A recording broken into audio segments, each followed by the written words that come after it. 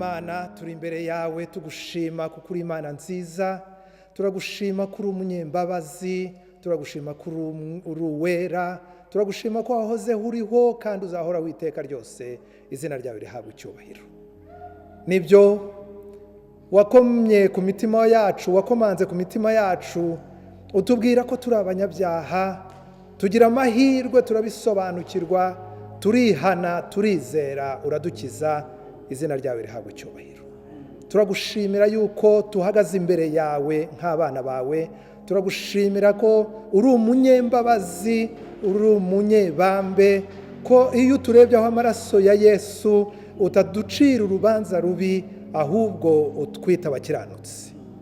Ngwino ubane natwe, ngwino utwumve, ngwino wemere tukuririmbire, tukuramye, tugushimire ibyiza bikomeye watugiriye. Ngwino udutega amatwi tukubwira iby'imitima yacu ikena n'iby'imibiri nabyo. Ngwino Uwiteka Mwami Imana, utugire neza. Tuguhaye ikaze mu mitima yacu, tuguhaye ikaze aho turi hose. Ngwino ubane natwe mu izina rya Yesu Kristo Umwami wacu, amen. Amahoro abe muri mwe, amahoro abe muri mwe, amahoro y'Imana abe muri mwe. Ni umunezero kongera kubona uyu mwanya wo kuba imbere y'Imana, ni umunezero kubona uyu mwanya wo guhimbaza izina ry'Imana. Tubahaye ikaze rero muri iri teraniro mutegurirwa n'itorero Anglikani ry'u Rwanda, aho tuje gutega amatwi Imana, aho tuje kuyihimbaza, aho tuje kuyiririmbira, naho tuje kuyibwira ibyifuzo by'imitima yacu. Reka rero mbasabe duce bugufi aho turi, maze dusenge, maze twinginge Imana, maze nk'abana b'Imana tuyibwire ibyo dufite ku mitima, maze twumve uko Yesu agira neza, twumve uburyohe bw'ubwami bw'Imana. Izina ry'Imana rihabwe icyubahiro. Reka mbasabe mujye mu myanya yanyu, mwicare, mufate ibyicaro, maze dutuze duciye bugufi, dusabe Imana, tuyereke ibyifuzo byacu. Uwiteka Mwami Imana, Mana ya Aburahamu na Isaka na Yakobo, tuje imbere yawe, tuje kukuramya no kuguhimbaza, tuje kugushimira kuko uri Imana, kuko uri umwami, kuko uri nyagasani, kuko ukwiriye gupfukamirwa, kuko ukwiriye gukomerwa amashyi, kuko ukwiriye kuvugirizwa impundu, kuko mwami isi n'ibiri mu ijuru bikwiriye kukuramya no kuguhimbaza. Uwiteka rero mwami mwiza, tuje imbere yawe tuzi ko uri uwera, kandi turasaba ngo utwemerere tukuramye, tuguhimbaze, dushyire izina ryawe hejuru. Kandi kuko uri Imana ishobora byose, kuko uri Imana idukunda, utwemerere tukwereke ibyifuzo dufite mu mitima yacu, kugira ngo udukize, kugira ngo udutabare, kugira ngo utwumve, kandi uduhe ibihe byiza. Reka mwami dutangire tuguhereka amashimwe dufite ku bw'igihugu cyacu, igihugu cyacu waduhaye, ukemera ko tukivukiramo, ukemera ko twitwa abanyarwanda n'ababa baravukiye hirya no hino ku bw'impamvu zitandukanye, ariko turagushimira yuko waduhaye iki gihugu cyacu cy'u Rwanda. Turagushimira ko wadufashije mu bihe bitandukanye, udukiza ibintu byinshi, kandi turagushimira n'iki cyorezo ko urimo kukidukiza, ko kitadufiteho imbaraga, ko mwami waduhaye ubuyobozi bubituyoboramo, bubiturindamo, ku buryo tubona ko kitaturusha ingufu, ahubwo waduhaye kukinesha no kukiganza, nubwo kigihari, nubwo kikigoranye, ariko mwami turakwinginze ngo ukomeze amaboko y'abayobozi, ukomeze amaboko y'abaganga, ukomeze amaboko y'abashinzwe umutekano, kugira ngo iki cyorezo rwose kizacike burundu, gishire mu Rwanda. Izina ryawe rihabwe icyubahiro. Turasengera abayobozi b'igihugu cyacu, duhere kuri nyakubahwa Perezida wa Repubulika Paul Kagame n'umuryango we n'abamufasha bose. Turakwinginze ngo ubahe imbaraga, ubahe ubushobozi, ubahe ibikenewe byose, kugira ngo batuyobore neza, maze igihugu cyacu gikomeze kugira amahoro, itorero rikora umurimo, abikorera bakora umurimo, inzego zikora umurimo, dutekanye kandi dutera imbere. Tubisabye twizeye mu izina rya Yesu Kristo Umwami wacu. Kandi Uwiteka Mwami Imana, turasengera n'itorero ryawe, itorero waguze amaraso y'igiciro cyinshi, itorero ryanyuze mu bikomeye, ariko igihe kigeze turaryumva, twumva inkuru nziza itugeraho mu Rwanda, igera hirya no hino mu isi. Turagushimira.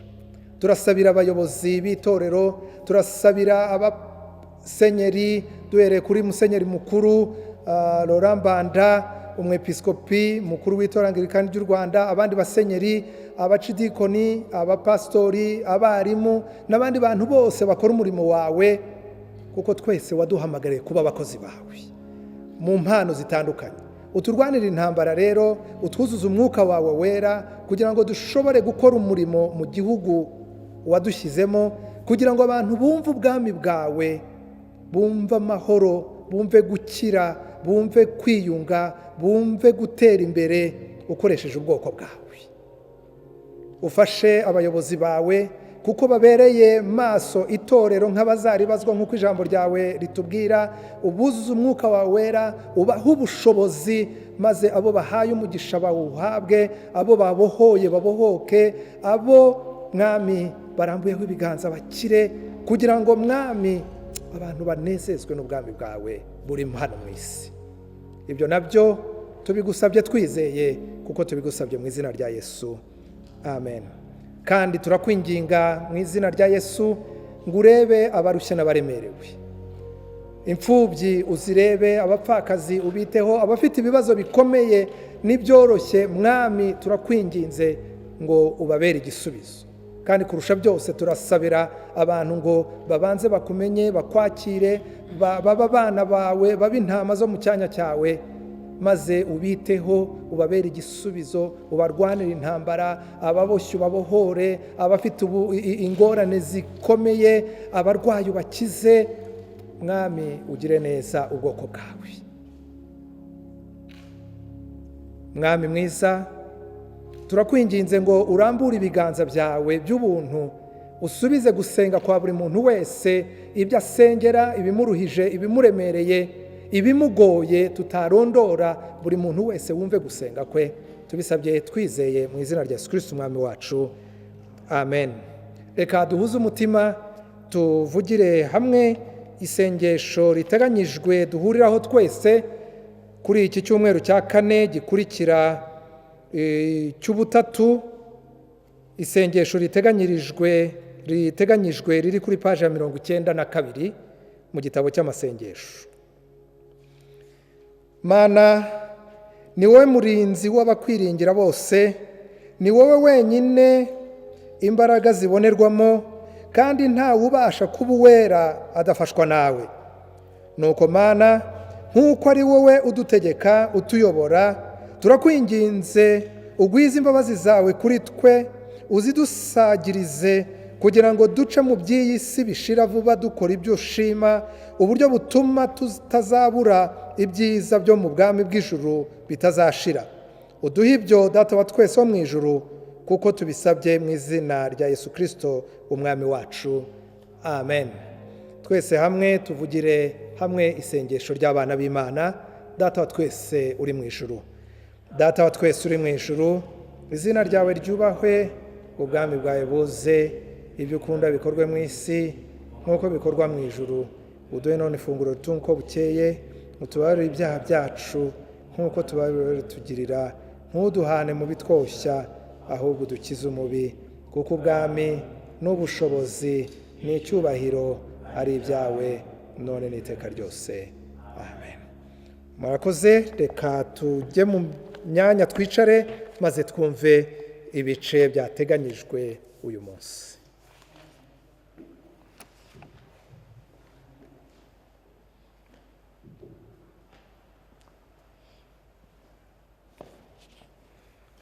Igice cya mbere tugiye gusoma uyu munsi turagisanga mu gitabo cy'umuhanuzi Yesaya, igice cya 61, duhereye ku murongo waho wa mbere. Umurongo wa mbere mu gice cya 61, igitabo cy'umuhanuzi Yesaya. Umutwe w'amagambo uravuga ngo umwaka Uwiteka azagiramo imbabazi. Umwuka w'Umwami Imana ari kuri jye, kuko Uwiteka yansize amavuta ngo mbwirize abagwaneza ubutumwa bwiza. yantumye kuvura abafite imvune mu mutima no kumenyesha imbohe ko zibohowe no gukingurira abari mu nzu y'imbohe. Kandi yantumye no kumenyesha abantu umwaka w'imbabazi z'Uwiteka n'umunsi Imana yacu izahoreramo inzigo no guhoza abarira bose. Yantumye no gushyiriraho itegeko ab'Isiyoni barira ryo kubaha ikamba mu cyimbo cy'ivu n'amavuta yo kunezerwa mu cyimbo cyo gwirabure n'umwambaro w'ibyishimo mu cyimbo cy'umutima wihebye, kugira ngo bahereko bitwe ibiti byo gukiranuka byatewe n'Uwiteka ngo bimuheshe icyubahiro. Nuko bazubaka ahasenyutse, bazubura amatongo yabanje kubaho, kandi bazasana imidugudu yasenyutse yamaze ibihe byinshi ari imyirare. Igice cya mbere dusomeye naho kigarukiye. Nimwakire neza ijambo ry'Imana. Igice cya kabiri tugiye gusomerwa kiri mu butumwa bwera nk'uko bwanditswe na Yohana Wera. Igice cya 5 turahera ku murongo waho wa mbere. Umurongo wa mbere mu gice cya 5, ubutumwa nk'uko bwanditswe na Yohana Wera. Amagambo aravuga ngo Yesu akiza umuntu umaze imyaka 38 amugaye. Hanyuma y'ibyo haba iminsi mikuru y'Abayuda, nuko Yesu ajya i Yerusalemu. Kandi Yerusalemu bugufi bw'irembo ry'intama hariho ikidendezi mu Ruheburayo cyitwa Betesida, cyariho amabaraza 5. Muri ayo mabaraza hari abarwayi benshi, barimo impumyi n'iberema n'abanyunyutse.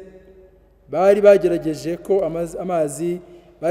amazi yihinduriza, kuko rimwe na rimwe marayika yaramanukaga akajya muri icyo kidendezi agahinduriza amazi. Nuko umuntu wabanzaga kujyamo amazi yihindurije niwe wakiraga indwara ye iyo ari yo yose.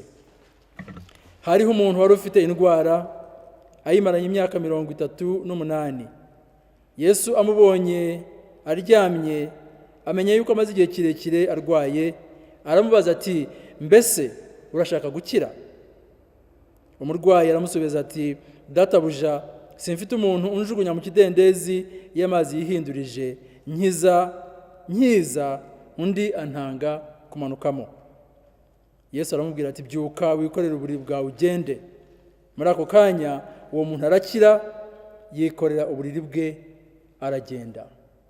Igice cya kabiri gisomeye naho kigarukiye. Mwakire neza ijambo ry'Imana.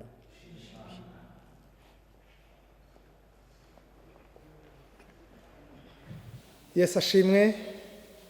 Tunejejwe no kwinjira muri uyu mwanya wo kumva ijambo ry'Imana. Ijambo ry'Imana tugezwaho na nyakubahwa umwepiskopi w'itorero Anglikani mu Rwanda, Diocese ya Kigali, Right Reverend Amoti Nathan Rusengo. Niwe Imana yadutumyeho uyu munsi kugira ngo atubwire icyo Imana yifuza ko tumenya, aduhe icyerekezo, atubwire inkuru nziza. Mu rwego rero rwo gutegura imitima yacu, reka dufatanye kuririmbira hamwe indirimbo ya 84 mu ndirimbo zo gushimisha Imana. Mbasabe aho muri muhaguruke mu myanya yanyu, maze turirimbe dutekereza kuri aya magambo. Ni iki cyankiza ibyaha? Ni amaraso ya Yesu, ngo kandi niyo amboneza rwose.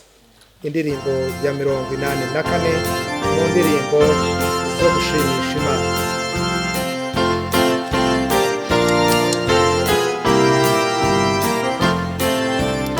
Niki cyankiza ibyaha? Amaraso yawe Yesu. Niki cyanyeza rwose? Amaraso yawe Yesu. Ayo maraso ye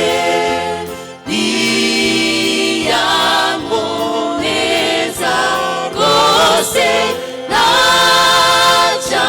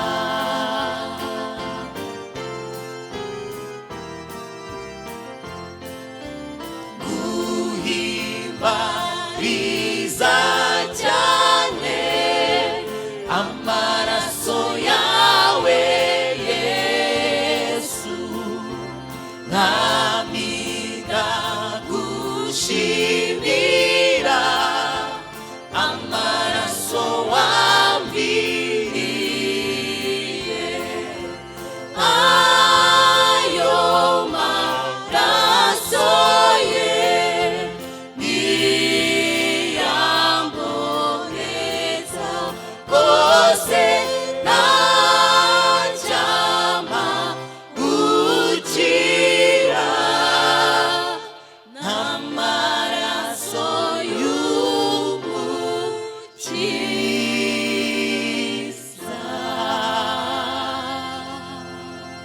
Reka dusenge. Turagushimye cyane Mwami Mana yacu, tugushimiye iki gitondo, turagushimira uyu munsi w'umugisha, turagushimira kuduha umwanya nk'uyu nguyu kugira ngo tuze imbere yawe nk'Imana yaturemye, tugushime, tuguhimbaze, tukuririmbire, kuko muri twebwe harimo umwanya wawe, kandi iyo tugusenze twumva twuzuye kandi tukumva tunujujwe, tumva turi bazima bikwiye, kubera yuko muri wowe niho tugendera, niho tuba, muri wowe niho ubuzima bwacu bukomoka. Tumugisha igitondo cy'uyu munsi twumva ijambo ryawe, ndetse bikaba bituma twibuka bagenzi bacu igitondo cy'uyu munsi barwaye, badafite imbaraga, bari mu mavuriro atandukanye, abandi barwariye mu ngo. Turibuka Archbishop Rwaje urimo gukira, turamusengera kugira ngo gukira, healing process ikomeze mu buzima bwe, akomeze gukira kandi agira imbaraga, asubira akora imirimo ye, akomeze kugukorera nk'uko bisanzwe. Turibuka abarwaye COVID-19 bari mu mavuriro atandukanye, haba hari abari Rusizi, abari muri Kigali cyangwa n'ahandi hose. Igitondo cy'uyu munsi turabasengera kugira ngo ubuntu bwawe bubagereho, Nyagasani ubakize, bagira imbaraga, basubire mu miryango yabo, bakomeze gukorera imiryango yabo no kwikorera ndetse no kugukorera. Turibuka abaganga nabo barimo gukora imirimo y'igitangaza yo kuvura abarwayi muri kino gihugu cy'u Rwanda. Nyagasani ujye ubongera imbaraga, ujye ubaha umutima mwiza, baha urukundo rwo gukunda abarwayi barwaje, bahe n'ubwenge bwo kuvura, kuko tuzi ko ari we muganga wa mbere wabaye muri iyi si. Tugirire neza iki gitondo ku bwa Kristo umwami wacu, amen. Murakoze cyane. Reka tubasabe mwicare, kandi tubabwire ko tubashimira Imana igitondo cy'uyu munsi, iduha umugisha wo kuza tukabasanga mu ngo zanyu. Imana yatugiriye neza, hashize iminsi tudahurira mu nsengero gusa, kuko abenshi twari tumaze imyaka tumenyereye guhurira mu nsengero, none dusigaye tuza tukabasanga muri salo zanyu, tukabasanga mu ngo zanyu, buri gihe gisa naho gifite ibyacyo. Turabishimira Imana rero. Turashimira Imana kubw'abapasitore bacu, abarimu b'amakanisa, ndetse n'abasenyeri n'abandi bantu bose bari mu nsengero zacu bamaze iminsi bitegura uko bazakira abakirisitu bacu uriya munsi wo gutangira gusengera mu nsengero zacu nugaruka. Abenshi turakumburanye, ariko nubwo dukumburanye turabenda kubibutsa yuko muzaza mu nsengero zisa naho zitandukanye, kuko tuzicara mu buryo butandukanye nuko twajyaga twicara. Turimo kubashyiriramo imyanya itandukanye, turimo kureba ukuntu rwose mwajya muhana intera, tukirinda kugira ngo twe kuzasenga rimwe gusa bugacya twarwaye, ahubwo tuzasenge igihe kirekire. Uyu munsi nashakaga ko tuganira ijambo ry'Imana muri Yohana, ubutumwa bwiza nk'uko bwanditswe na Yohana, bamaze kudusomera igice cya 5.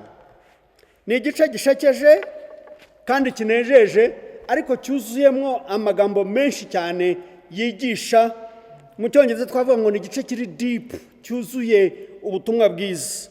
Reka turahera ku murongo wa mbere tugeze ku 9, aho bari bamaze kudusomera. N'umugani handitse nk'umugani bavugaga, ariko ni igikorwa Yesu yakoze. Hatangira gutya ngo, hanyuma y'ibyo haba iminsi mikuru y'Abayuda, nuko Yesu agiye Yerusalemu.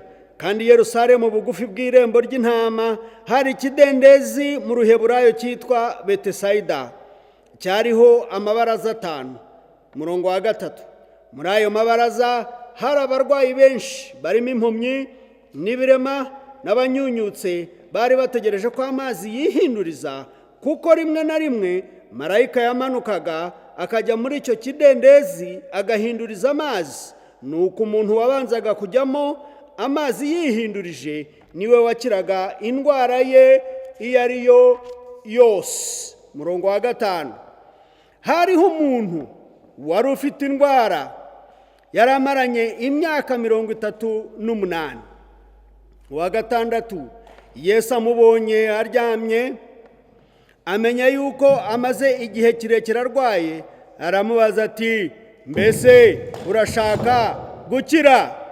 Umurongo wa 7, umurwayi aramusubiza ati, databuja, simfite umuntu unjugunya mu kidendezi y'amazi yihindurije, nkiza undi antanga kumanukamwo. Umurongo wa 8, Yesu aramubaza ati, Yesu aramubwira ati, byuka wikorere uburiri bwawe ugende. Uwa 9, muri ako kanya umuntu arakira, yikorera uburiri bwe aragenda. Ngira ngo murumva ukuntu uwo mugani uteye, katuwite nk'umugani, ariko kandi ni ikintu cyabaye mu murimo mu gihe Yesu yari ku isi akora umurimo. Ni umunezero wanjye rero kugira ngo uyu munsi mbaganire ku ijambo ry'Imana, ngire n'umugisha wo kuvuga kuri Yesu. Iyo tuba mu rusengero rwacu rwa buri gihe nari gutendereza, ariko n'ubu ngubu reka ntangire ntendereza. Tukutendereza Yesu, Yesu uri mwana gwandiga, Yesu omusayigunazi zizane bosa, Yesu mulokozi. Ubwo nabasuhuzaga kandi mbakumbuza guterana kwera, ndetse mbakumbuza n'indirimbo zacu. Hanyuma reka dukomeze muri Yohana igice cya 5 twari tumaze gusoma. Turahera kuri uwo murongo wa mbere, wa 2, wa 3. Umurongo wa mbere, wa 2, wa 3 utangira usobanura, uvuga ukuntu Yesu yageze aho yajyaga. Uravuga ngo hanyuma y'ibyo haba umunsi mukuru, kuko uyu murongo uratangira uhereye ku gice cyo haruguru cyari cyabanje, igice cya 4. Uravuga ngo hanyuma y'ibyo Yesu yari amaze gukora, mu gice cya 4 ngo habe iminsi mikuru y'Abayuda. Noneho ava aho yari ari ngo agiye Yerusalemu, kubera ko i Yerusalemu hari nk'Ikigali, niwo wari umujyi w'Isirayeli w'icyo gihe. Ibintu byinshi niho byaberaga, ndetse nk'uko ubona ubu ngubu mu Rwanda ibintu byinshi bibera i Kigali, ni Yerusalemu ibintu byinshi niho byaberaga. Noneho ngo Yesu aramanuka ajya muri iyo minsi mikuru yari yabaye aho hantu. None hakigera muri iyo minsi mikuru, ngo araza anyuraho bitaga ku irembo ry'intama. Ageze ku irembo ry'intama niho twasanze ku murongo wa 5 ngo hari umuntu wari ufite, mbese ngo kuri rya rembo ry'intama niho bavuze hari cya kidendezi cy'amazi bitaga Betesayida. Nicyo kidendezi cy'amazi ngo cyari cyubatseho inzu nini cyane, inzu nini koko, uburyo ngo yari ifite amabaraza 5. Amazu yacu menshi Abanyarwanda muri iyi minsi agira ibaraza rimwe ry'imbere y'inzu, bamwe bishoboye bakagira n'ibaraza rya kabiri ry'inyuma y'inzu, ariko abarenzeho bagira amabaraza atandukanye menshi. Ahangaha rero iyi nzu yo ngo yari ifite amabaraza 5, kandi ayo mabaraza ntabwo yari ayo kwicaraho saa 6 cyangwa ni masaha kugira ngo umuntu ahanywera agacyayi gusa, ahubwo ngo aya mabaraza yari yuzuyemo abarwayi b'ubwoko butandukanye. Bamwe ngo bari banyunyutse amaboko, abandi bari abasazi, abandi bari impumyi, abandi bari bamugaye bafite ubumuga bw'ubwoko butandukanye. Noneho muri abo barwayi ngo harimo umurwayi umwe Yesu yahabonye, ngo wari uhamaze imyaka 38, 38, 11, 12, 13 ukongeraho 8 bikaba 38. Tekereza umugabo ufite imyaka 38, hari umugabo mukuru mu Kinyarwanda, abafite abana, ndetse iyo utitonze hambere ahangaha bwo yabaga yujukuruje no kuzukuruza. Uyu nguyu rero yaramaze iyo myaka yose kuri cya kidendezi, amaze hiyo myaka yose arwaye. Noneho ngo Yesu amubonye amugirira impuhwe. Tekereza wari umunsi mukuru, abantu bajyaga mu munsi mukuru, hari bube harimo kunywa, habagamo kurya, ndetse mu Bayuda bo habagamo n'akavinyo cyangwa se ariyo divayi, ubwo abenshi bahavaga baririmba mu buryo butandukanye. Wari umunsi mwiza rero. Noneho kandi muri iyo minsi, muribuka muri iyo minsi mikuru niho abantu bahurira n'inshuti zabo, niho abandi dusigaye duhurira n'abavandimwe, kubera yuko ibintu bisigaye byarabaye byinshi, imirimo isigaye yarabaye myinshi, umujyi uradufata mu buryo butandukanye. Noneho ugasanga ku munsi mukuru niho umuntu agiriye umugisha wo kubona abavandimwe n'inshuti n'abandi nk'abo ngabo. Numva rero Yesu yari akwiriye kujya muri ibyo ngibyo. Abenshi murika ko Yesu nawe yari afite abavandimwe, yari afite abo mwa nyina wabo, yari afite abo mwa se wabo, yari afite n'abandi bana babyirukanye. Yari akwiriye kunezerwa kugira ngo ajye kuri uwo munsi ahure n'abo ngabo. Ariko we abandi baje binjira mu munsi mukuru, we ngo yatungukiye hahandi kuri rya rembo ry'intama, ngo hari ya nzu ifite amabaraza 5 kandi irimo abarwayi benshi. Ariko muri aba barwayi hari umurwayi umwe yitayeho cyane kuruta abandi, ngo amurebye aryamye. Reka dusome umurongo wa 5. Ngo harimwo umuntu wari ufite indwara ayimaranye imyaka 38. Yesu amubonye aryamye, amenya yuko amaze igihe kirekire arwaye, aramubaza ati, mbese urashaka gukira? Yesu araje, ageze hahandi hari amabaraza 5, hari abarwayi benshi, ariko abonamo wa muntu umwe ngo wari uhamaze imyaka 38. N'ubu ngubu Yesu yaje, nubwo yadusanga turi benshi, cyangwa akadusanga mu igurupu, cyangwa akadusanga mu rusengero, aho yadusanga hose, buri muntu Yesu amureba ukwe. Aho waba uri hose Yesu akuza ukwawe, akuza ukuri, aza ari wowe ashaka, ari wowe agendereye. Ahangaha hari abarwayi benshi cyane, ariko ngo araza abona uno wari uhamaze imyaka 38. Yesu amurebye, impuhwe ziramufata, agira impuhwe. Amurebye yumva agize urukundo. Amurebye yibuka umuryango we yasize atagiriye akamaro imyaka 38 amaze arwaye.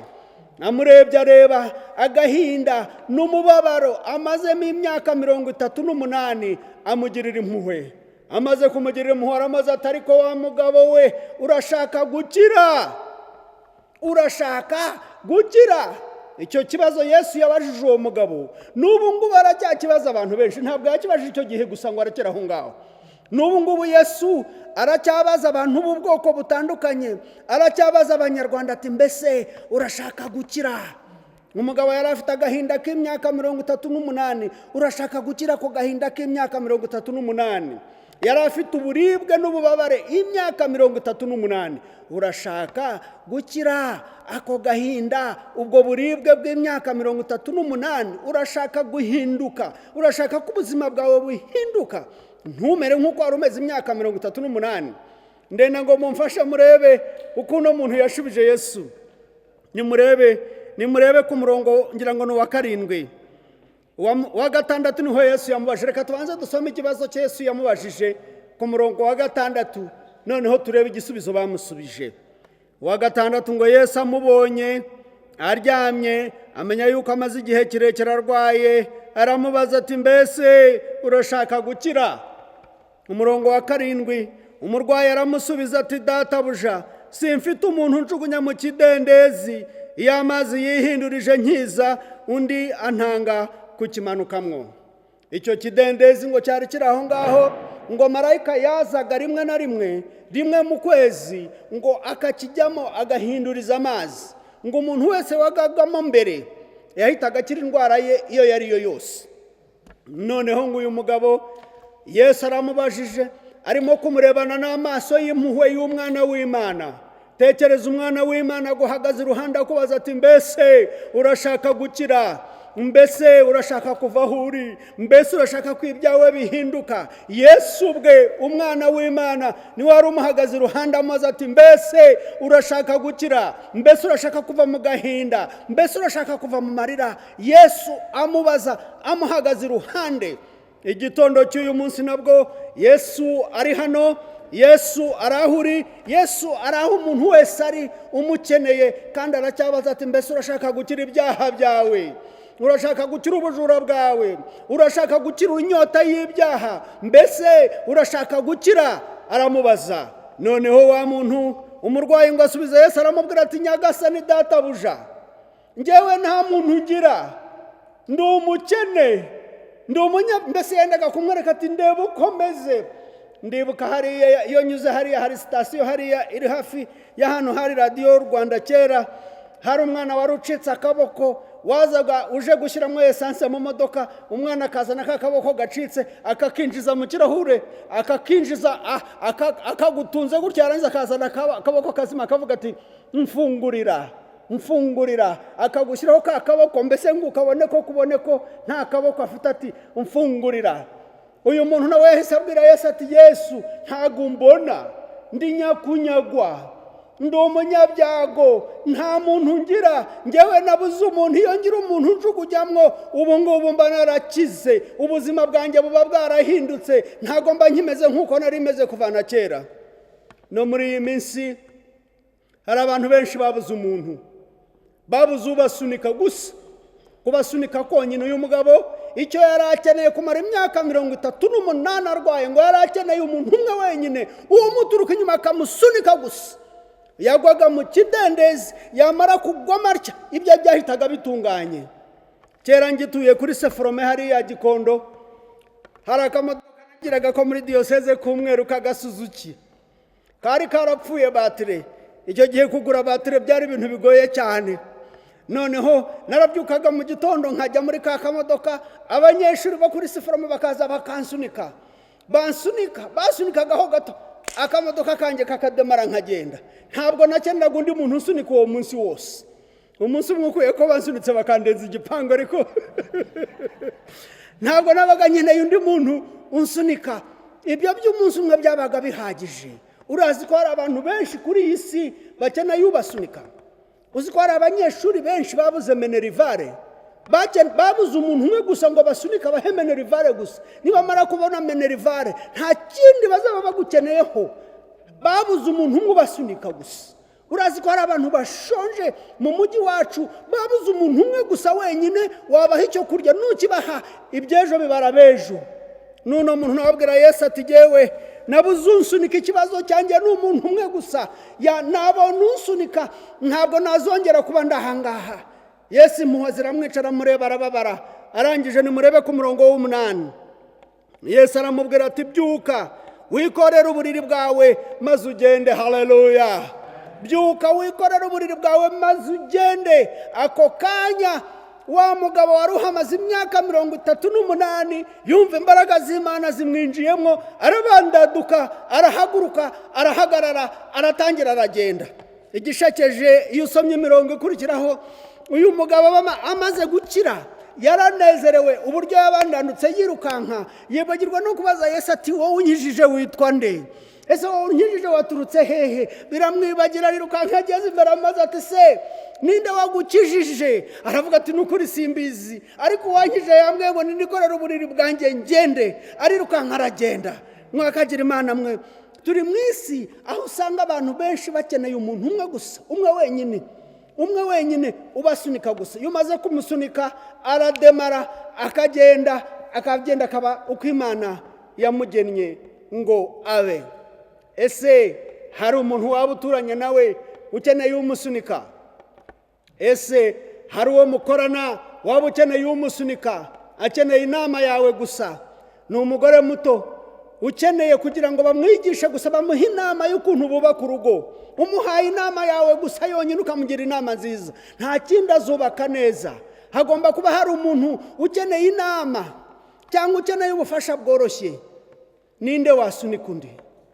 Reka dusoze dusenga, ariko utekereze umuntu wafasha, ukamuteza intambwe, ukamukura ahari, ukamubera Yesu, ukamusunika gusa akagwa mu kidendezi cy'Imana yamugeneye. Iyo umusunitse ibisigaye ni iby'Imana. Uyu mugabo ngo yari akeneye umuntu umwe gusa wagombaga kumusunika ngo yagwa mu kidendezi, ibyari bisigaye byari bya marayika. nta nubwo watubwira uko ikidendezi kireshya, uko cyareshyaga kose we yari akeneye umusunika gusa. yabaga aguyemo ibisigaye byari bya marayika, uko azavamwo isaha ari buviremwo, uko bimugendekera ntabwo byarebaga umusunitsi. Umusunitsi we yari agenewe gusunika gusa.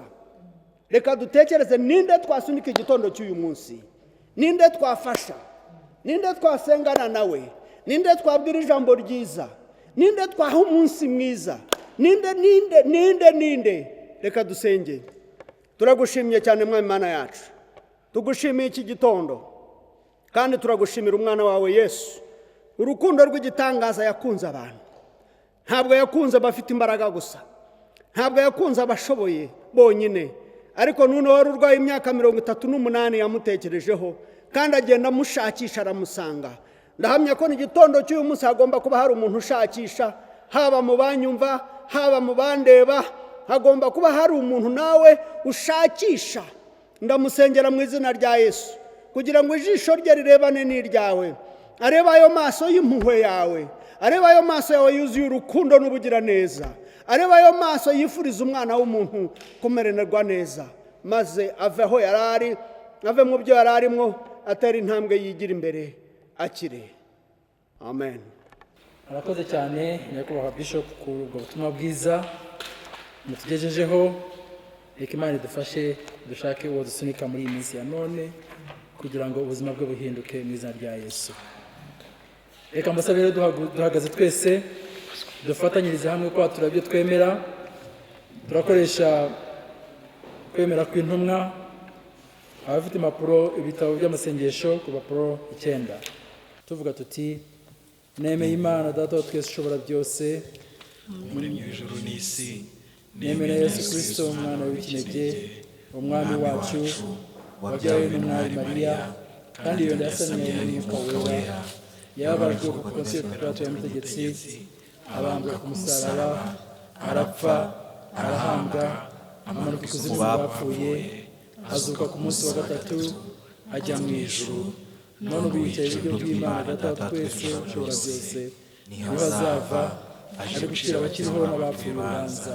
Kandi nemeye Umwuka Wera, nemeye ko ari itorero ryera Katolika y'Abakristo bose, n'ubumwe bw'abera, no kubabarirwa ibyaha, no kuzuka k'umubiri, n'ubugingo budashira. Amen. Tugihagaze tugiye gukomeza turirimba indirimbo y'115 dutanga ituro ryacu ry'uyu munsi. Duture Imana yacu ituro dukuye ku butunzi yaduhaye, ariko cyane cyane tuyiture n'imitima yacu.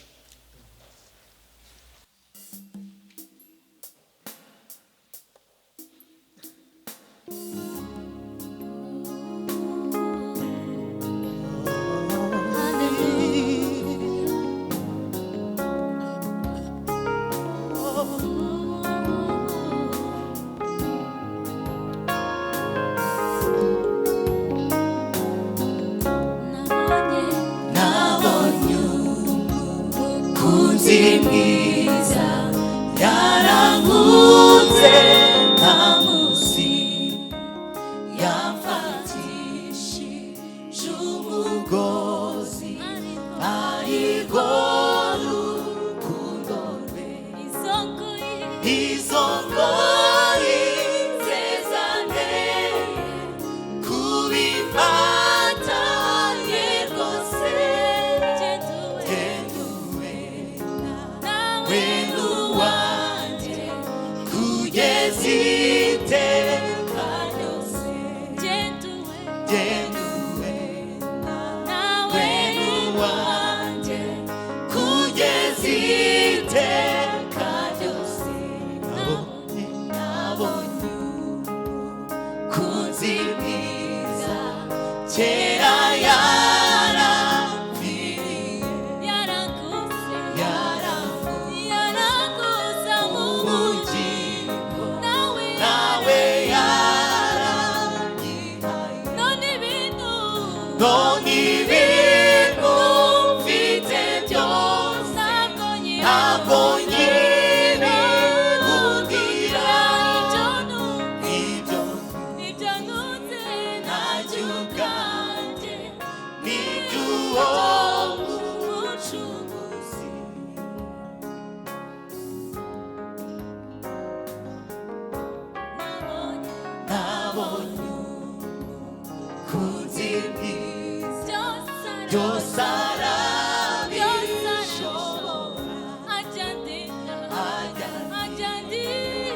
kaga kose munzirira kumuhanga masiteka bizanyizi negenge shirubute nyuma nzatabaruka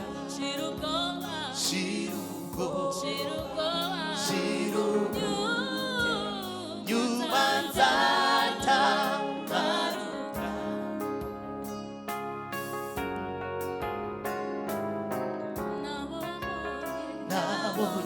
nabonye kuzimiza niwe nyir'imbabazi niwe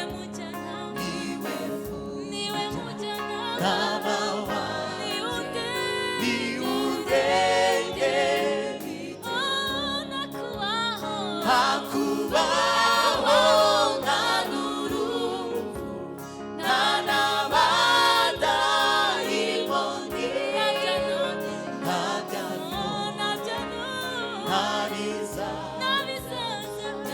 byazananya na Yesu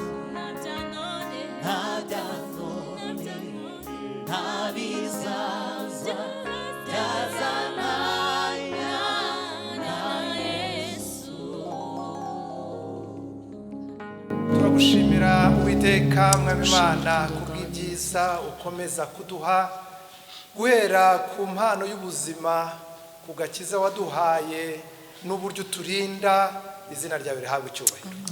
Turagushimira ko uduha ibidutunga bya buri gihe kandi Uwiteka mwami Imana ukadushoboza no kurambura ibiganza byacu kugira ngo tugire icyo dukora mu bwami bwawe ngo ubwami bwawe bwaguke. Iri turo turarigutuye uryeze uriho umugisha, uha umugisha abarambuye ibiganza, uha umugisha ndetse n'abatabishoboye, ubagirire neza, ubahindurire amateka, maze mu bihe biri imbere bazabashe kubona ibyo bakemuza ibibazo, ibibafasha kubaho mu buzima bwiza, kandi babone nuko bashobora kugira uruhare mu kwaguka k'ubwami bwawe. Uha umugisha imirimo abantu bawe bakora, abahinzi, aborozi, abacuruzi, abakorera imishahara, Uwiteka mw'Imana ubaha umugisha kandi ubarinde ibyonnyi n'ibindi ibyo ari byo byose byatuma ibyo bafite bigendera ubusa, bidahimbaje izina ryawe, bitaguhesheje icyubahiro. Tubisabye twizeye mu izina rya Yesu. Amen.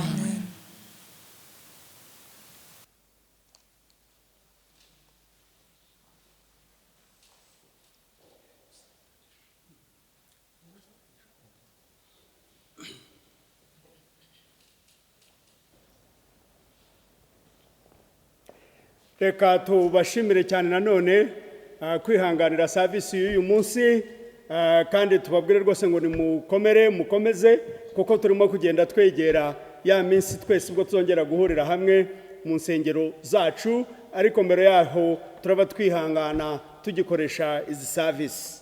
Reka rero twakire umugisha w'Imana, hanyuma gusenga kwacu k'uyu munsi kube guhumuje. Turagushimiye cyane mwami Imana yacu, tugushimiye ukuntu wabanye natwe igitondo cy'uyu munsi, watugiriye neza. Iki cyumweru cyabaye icyumweru cy'umugisha. Reka tuvuge ngo amahoro Imana yacu itanga rutaye umuntu wese yakwibwira, ajya arinda imitima yacu n'ubwenge bwacu, kugira ngo turusheho kumenya Imana no gukunda umwana wayo Yesu Kristo. Kandi umugisha w'Imana Data twese n'Umwana n'Umwuka wera ukomeze kubana namwe, ukomeze kubana n'abana bacu, ukomeze kubana n'urubyiruko n'abakuru, ndetse umugisha w'Imana ntukabaveho, uhorane namwe, uhorane natwe ibihe byose. Tujye duhurira ahantu nk'aha ngaha dushima kandi duhimbaza Imana ku bwa Kristo umwami wacu. Amen. Yesu ashimwe. Haleluya. Mu gihe tugana ku musozo, turaririmba indirimbo ya 45 mu ndirimbo zo mu gitabo cya kabiri zikunda kwitwa indirimbo z'agakiza. indirimbo ivuga ngo iby'Imana ikora biradutangaza ngo nta n'uwarondora uko biri ngo ariko ikintu nzi ni kimwe nuko iby'Imana ishaka ari byo nkwiriye gukora. Mu butumwa twumvise uyu munsi reka dukomeze dusenga Imana kugira ngo iduhishurire ibyo dukwiriye gukora kugira ngo tugire umumaro mu gihe nk'iki. Indirimbo ya 45 iby'Imana ikora birantangaza.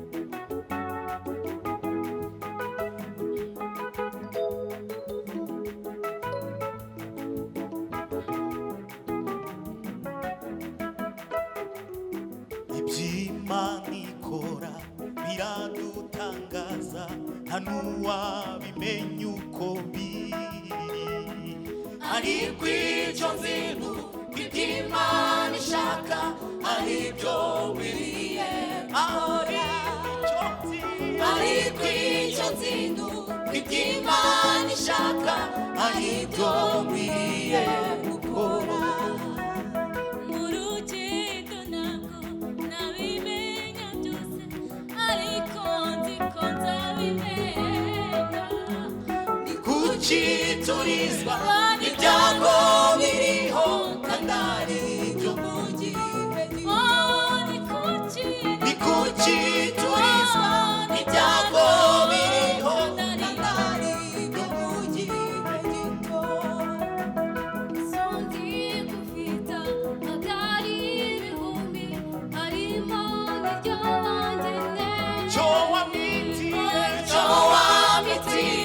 ngo nukugira ngo nzagere mw'ishuri amahoro cyo wamitiye icyo wamitiye ngo nukugira ngo nzagere mw'ishuri amahoro kandi nk'uko Eliya yajyanywe n'ingoga nanjye uko niko nzava ibyago byose ubw'ibyago byose bizaba bishize hariho guhimbaza Imana ubw'ibyago byose ibyago byose bizaba bishize hariho guhimbaza Imana